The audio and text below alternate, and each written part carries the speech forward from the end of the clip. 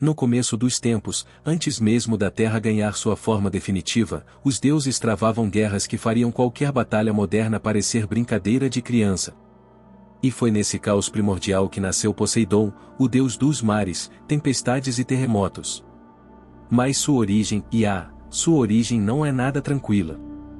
Filho de Cronos e Reia, ele foi tragado vivo pelo próprio pai logo ao nascer.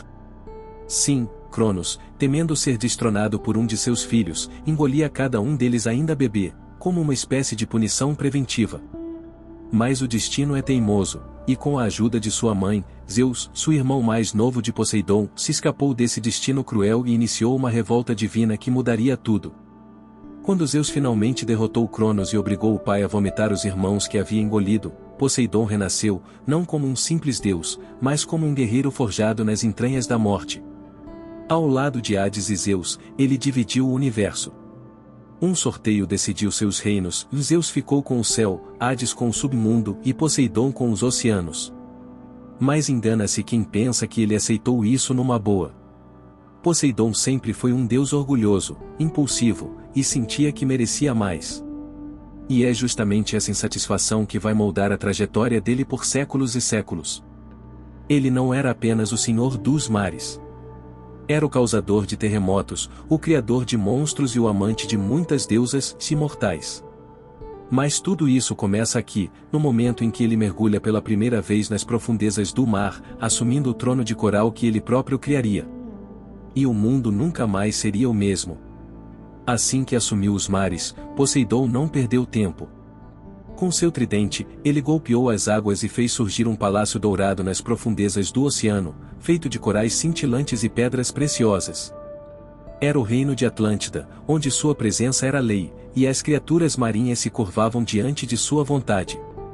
Mas Poseidon não era um rei pacífico.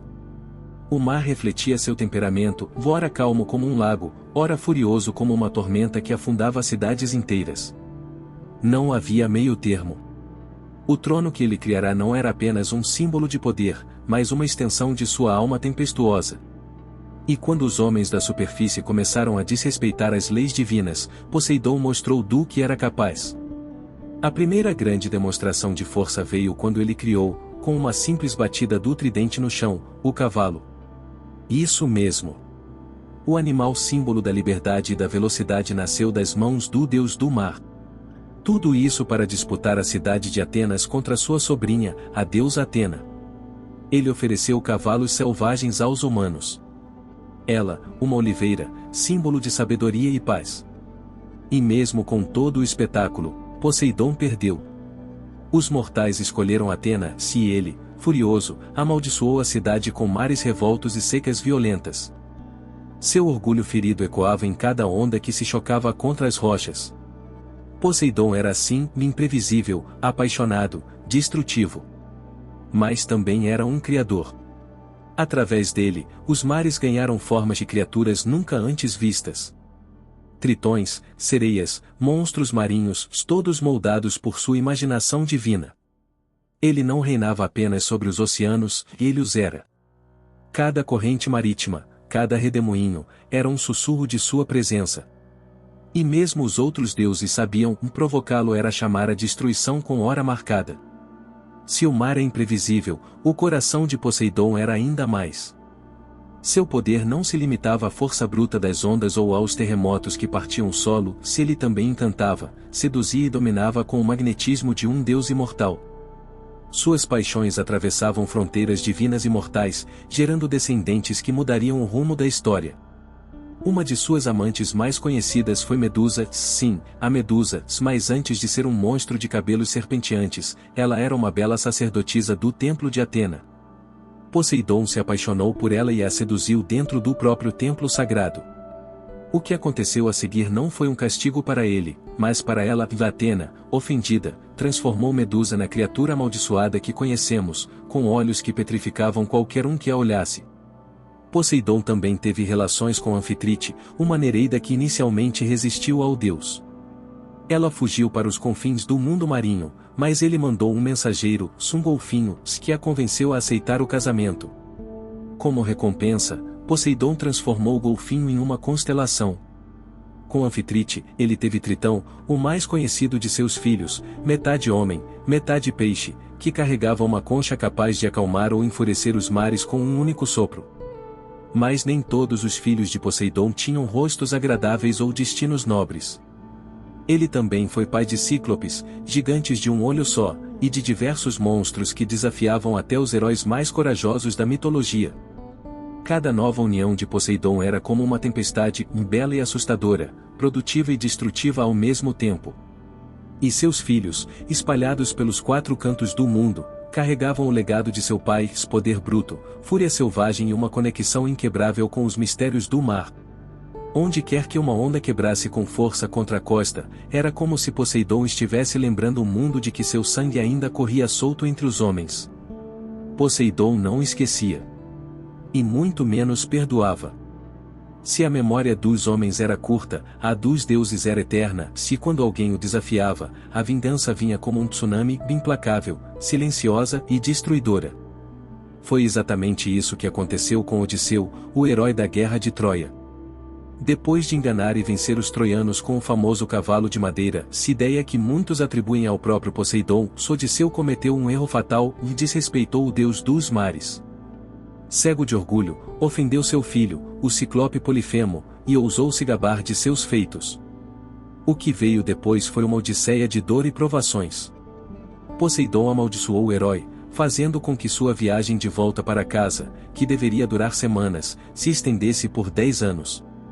10 anos de tormentas, naufrágios, monstros marinhos e ilhas amaldiçoadas. O mar, que para muitos era apenas uma travessia, se transformou no maior inimigo de Odisseu. Cada onda era um lembrete do rancor divino. Poseidon manipulava os ventos, criava redemoinhos, enviava tempestades repentinas e fazia com que a bússola moral e geográfica de Odisseu fosse constantemente despedaçada. Era como se o próprio oceano estivesse vivo e sedento de vingança. Mas Odisseu não foi o único a provar da ira do deus. Poseidon se envolveu em inúmeras disputas contra heróis e até contra outros deuses. Quando Laomedonte, rei de Troia, se recusou a pagar por uma muralha que Poseidon ajudou a construir, o deus soltou um monstro marinho contra a cidade. E mais, até mesmo no famoso confronto dos deuses contra os gigantes, a gigantomaquia, Poseidon esteve na linha de frente, esmagando os inimigos com ondas colossais e tremores que rachavam montanhas. Ele não era apenas um deus de domínio estático. Era um guerreiro. E seu campo de batalha era vasto como os 7 mares. O que acontece quando o mar se volta contra o céu? Poseidon, apesar de ser irmão de Zeus, nunca foi submisso. Eles podem ter dividido o universo entre si após a queda de Cronos, mas a verdade é que essa aliança sempre foi frágil. Poseidon não aceitava que Zeus fosse considerado o líder supremo do Olimpo. Para ele, o poder deveria ser equilibrado, se não centralizado nas mãos de um só. Essa tensão explodiu em um dos episódios mais perigosos da mitologia e a conspiração contra Zeus. Cansado da arrogância do rei dos deuses, Poseidon se uniu a Hera e Atena para derrubá-lo. Sim, os próprios irmãos se voltaram contra ele. Amarraram Zeus com correntes mágicas enquanto ele dormia e planejavam dividir o poder entre eles. Mas a revolta fracassou quando Tétis, uma Nereida leal, convocou o gigante Briareu para libertar Zeus. O castigo foi exemplar e Poseidon foi forçado a descer à terra e servir os mortais. Imagine só, um deus, o senhor dos mares, trabalhando como pedreiro ao lado de Apolo, construindo as muralhas de Troia. Era humilhante, mas necessário. Ainda assim, a raiva não passou. A relação entre os irmãos nunca mais foi a mesma. Poseidon tornou-se ainda mais independente, mais imprevisível. Não era raro que, em momentos de crise, ele agisse por conta própria, mesmo que isso colocasse em risco os planos do Olimpo. Seu orgulho era maior do que qualquer aliança celestial. E se por um lado Zeus representava a ordem, Poseidon era a força indomável da natureza. Os dois viviam em um equilíbrio tenso, como placas tectônicas prestes a colidir. Hades, o terceiro irmão, observava tudo das sombras do submundo, aguardando o momento certo de agir. E assim, mesmo entre os deuses, o mar permanecia como uma ameaça latente, belo na superfície, mas furioso nas profundezas. Para os gregos antigos, o mar não era apenas um território inexplorado, era um abismo cheio de monstros, vozes e horrores invisíveis. E quase todos esses terrores tinham um criador em comum, um Poseidon. O deus dos mares não era apenas rei, era um arquiteto do medo. Cada criatura que ele trazia à vida tinha um propósito, proteger seu reino, aterrorizar os homens e mostrar que o oceano não era para ser conquistado. Entre suas criações mais famosas está o temido Cetus, um monstro marinho colossal, enviado por Poseidon para devorar Andrômeda como punição pelos pecados de sua mãe. Ele só foi vencido graças à coragem de Perseu, que usou a cabeça da Medusa para transformá-lo em pedra. Mas essa foi apenas uma entre muitas aberrações aquáticas. Poseidon também era associado ao Kraken, embora esse nome tenha origem nórdica, os gregos falavam de uma criatura semelhante, um polvo ou lula gigantesca, capaz de engolir navios inteiros com seus tentáculos intermináveis. Além disso, existiam os hipocampos, cavalos marinhos com caudas de peixe, que puxavam a carruagem de Poseidon pelas águas com elegância e fúria. Havia ainda os Teuquines, demônios marinhos de aparência reptiliana, que dominavam a forja mágica e podiam manipular as águas com feitiçaria. Todos eram subordinados ao deus, e seus rugidos ecoavam nas profundezas, como cânticos de guerra de um exército invisível. Mas o mais simbólico de todos era Tritão, seu filho e mensageiro, que anunciava a chegada do deus soprando uma concha em forma de trombeta. Quando essa trombeta soava, as ondas se acalmavam ou viravam montanhas líquidas, dependendo do humor de Poseidon. Essas criaturas não eram apenas lendas, eram a personificação do medo coletivo dos marinheiros. E todas respondiam a um só nome: Poseidon. Ele não precisava estar presente para causar pânico. Bastava o sussurro do seu poder vindo das profundezas. Por mais que fosse o soberano dos mares, Poseidon jamais se contentou com as profundezas. Seu olhar, sempre inquieto, buscava algo além do oceano, da terra firme. Ele queria governar cidades, povos, templos. Queria ser lembrado não só como uma força da natureza, mas como um deus civilizador. E foi aí que começaram as grandes disputas pela superfície. A mais famosa delas, claro, foi contra sua sobrinha Atena, pela posse da cidade que viria a se chamar Atenas. Poseidon bateu seu tridente no chão e fez brotar um lago salgado, um símbolo de seu domínio sobre as águas. Já Atena fez nascer uma oliveira. E os cidadãos, pensando na sobrevivência e no comércio, escolheram o presente dela. A derrota feriu profundamente o ego de Poseidon, e ele nunca mais olhou para Atenas com bons olhos.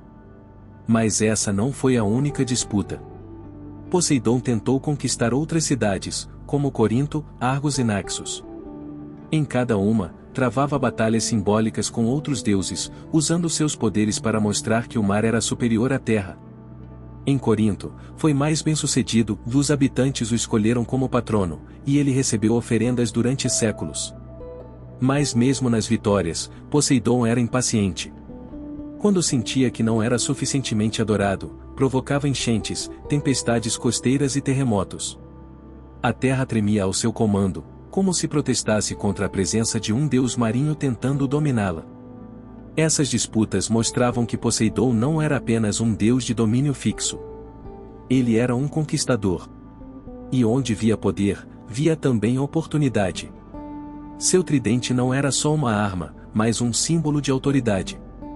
Cada cidade que ele tentava tomar era mais uma tentativa de estender seu reino além do oceano.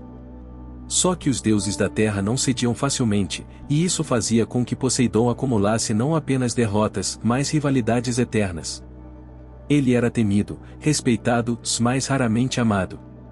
Enquanto Zeus lançava raios do céu e Hades reinava nas sombras do submundo, Poseidon era o deus que mais tocava a realidade humana. Suas ações moldavam o cotidiano de pescadores, marinheiros, reis e até dos mais simples lavradores. Ele não precisava aparecer para ser sentido. Bastava uma maré fora do normal, uma seca repentina ou um tremor no chão, se todos sabiam, era Poseidon deixando um recado. Mas nem sempre ele agia com fúria. Às vezes, recompensava com generosidade incomparável. Cidades costeiras que o cultuavam com devoção recebiam mares abundantes, ventos favoráveis e proteção contra monstros marítimos. Em alguns casos, o próprio Deus aparecia em forma humana para guiar, alertar ou testar os homens. Poseidon também foi responsável pela ascensão de heróis lendários. Muitos deles eram seus filhos, semideuses como Teseu, o maior herói de Atenas, que derrotou o Minotauro e unificou a cidade. Poseidon o guiou em sonhos, deu-lhe força sobrenatural e abriu os mares para que ele viajasse em segurança. Mas seu amor pelos mortais era instável. Quando desprezado ou enganado, sua vingança era cruel. Foi o caso de Minos, rei de Creta. Poseidon lhe deu um touro branco magnífico para ser sacrificado em sua homenagem.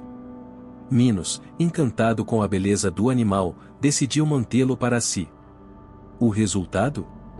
Poseidon amaldiçoou a rainha Pasífae, fazendo com que ela se apaixonasse pelo próprio touro, e dessa união profana nasceu o Minotauro, criatura que amaldiçoaria Creta por gerações. Não havia meio termo. Ou você adorava Poseidon com sinceridade, ou se preparava para a ruína. Linhagens inteiras foram erguidas e destruídas por sua vontade. Ele interferia em guerras, naufrágios, casamentos reais, colheitas e até nas rotas comerciais. Era como se estivesse em todo lugar, observando e esperando o momento certo para agir. E o mais assustador: ninguém sabia ao certo quando ele estava satisfeito. Seus padrões eram tão imprevisíveis quanto as próprias marés. No coração das lendas mais antigas, existe uma cidade que brilha mesmo depois de afundada, a Atlântida. Uma civilização tão avançada, tão gloriosa, que muitos acreditam até hoje que ela existiu de verdade. E se ela existiu, foi por obra direta de Poseidon. Segundo os antigos relatos, principalmente os de Platão, Atlântida foi dada por ele a um de seus filhos, Atlas, o primeiro rei daquele império perdido. A ilha foi moldada com perfeição em círculos concêntricos de terra e água, canais navegáveis, templos de mármore, colunas de ouro e prata, tudo protegido pela bênção do deus do mar. Ali, Poseidon não era apenas adorado, era amado. A população vivia em harmonia, conectada com a natureza, respeitando o equilíbrio entre os deuses e os homens. Mas como tudo que envolve Poseidon, o equilíbrio era frágil. E quando foi quebrado, o castigo veio como um rugido do fundo do oceano. Com o passar dos séculos, os atlantes se afastaram dos valores que os tornaram grandes. Tornaram-se gananciosos, arrogantes, cruéis. Desafiaram os deuses e tentaram conquistar o mundo. Foi quando Poseidon, ferido pela traição, decidiu destruir aquilo que ele mesmo havia criado. Ele ergueu ondas tão altas quanto montanhas, fez o chão tremer, abriu abismos no fundo do mar e, num único dia, se uma única noite, Atlântida afundou para sempre. Não sobrou nada. Nenhum navio escapou. Nenhum templo resistiu. Foi o castigo final de um Deus que não aceitava ser desrespeitado nem mesmo pelos seus próprios descendentes. A lenda de Atlântida, mais do que um mito, é um reflexo da dualidade de Poseidon, o criador e o destruidor. Ele podia erguer civilizações com um toque e afundá-las com um pensamento. Atlântida é o lembrete de que, mesmo com todo o poder e sabedoria do mundo, desafiar a vontade de um Deus pode custar tudo. Até hoje, quando se fala de cidades submersas ou impérios perdidos, o nome de Poseidon surge como um fantasma no horizonte, o Senhor do que está acima e abaixo das águas. Poseidon não era apenas um deus. Era um símbolo. Representava tudo aquilo que os gregos mais temiam e respeitavam: o desconhecido, o implacável, o incontrolável. Sua presença não era constante como a de Zeus nos céus ou silenciosa como a de Hades nas sombras. Ela era imprevisível. A cada onda que se quebrava contra as pedras, a cada tremor que sacudia o chão, havia um lembrete: o Deus dos mares ainda estava lá, observando, esperando, pronto para agir. Ele foi temido não por ser mau, mas por ser instável. Um Deus que podia proteger ou destruir com a mesma intensidade. Seu legado ultrapassou gerações, inspirando mitos, rituais e até cidades inteiras que lhe prestavam homenagem eterna. Seu tridente virou símbolo de poder supremo. Seu nome, sinônimo de força bruta e majestade oceânica. Mesmo entre os deuses, Poseidon era único. Nunca se limitou ao seu domínio. Quis o céu, quis a terra, quis o coração dos homens. E ainda assim, se manteve como um outsider, parte do Olimpo, mas sempre distante, com um reino tão vasto que nem mesmo Zeus ousava intervir. Seus filhos deixaram marcas profundas na história grega. Seus rivais sentiram o peso de sua cólera. E mesmo os heróis mais corajosos pensavam duas vezes antes de enfrentar o mar sem antes oferecer uma prece ao Senhor dos Oceanos. Poseidon ensinou aos mortais que o poder verdadeiro não está apenas em comandar e mais em ser lembrado, temido e reverenciado, mesmo séculos após seu nome ecoar pela última vez nas praias da Grécia Antiga. E assim, encerramos a saga de Poseidon. Um deus, um monstro, um criador, tudo em um só ser. Mas o Olimpo guarda mais sombras do que brilhos. E entre essas sombras, há um Deus que reina onde nenhum outro ousa pôr os pés. Um Senhor que governa sobre os mortos, que comanda o silêncio, e cujo olhar pode congelar até mesmo a alma dos imortais. No próximo vídeo, prepare-se para mergulhar nas trevas do submundo. Vamos conhecer a história completa de Hades, o Deus invisível, o irmão silencioso e talvez, o mais incompreendido de todos.